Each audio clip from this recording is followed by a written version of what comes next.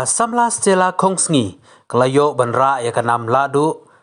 kum kamis Meghalaya Hajar Arpulai kadba ka samla Angelina Jackson ya kanam Miss Teen Hajar Arpulai ya ketai kerensan ni kop thai bhabrio ko bala ipu ipeng mat chongkun bala tip kum kamis Meghalaya mat kamis Teen Meghalaya Hajar Arpulai lapun kunno hagasngi sajany ka bala penlong hasosotham auditorium na pedeng ki kat khandai ngut kinong ikun na keleng kejela kesamla stela kongsngi kalayo banra ya kanam ladu kum kamis Meghalaya Hajar Arpulai harangkat kesong pisa kaba silak tengka kesamla stela amtang bagadai kathei bhabrio hunrai kadai kesamla ka badon ya kajabing ka pro bat kadai ka badang puli ya ka Bachelor of Science hak subject mathematics ha St Mary's College Shillong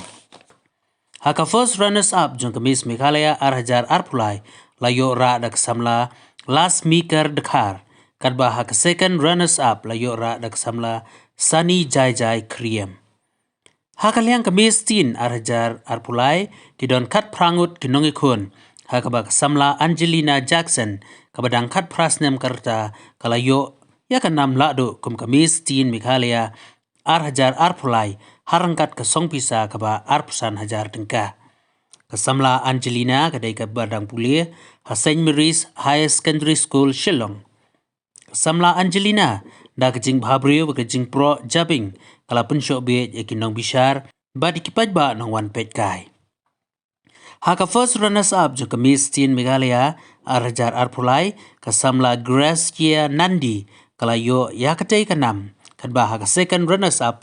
layo ra da kesamla Denisi Karkongor. It gives me an immense joy to announce the winner of Miss Meghalaya 2023 and she is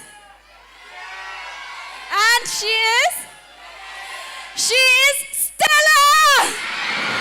Contestant number 10, Miss Stella Kongsni.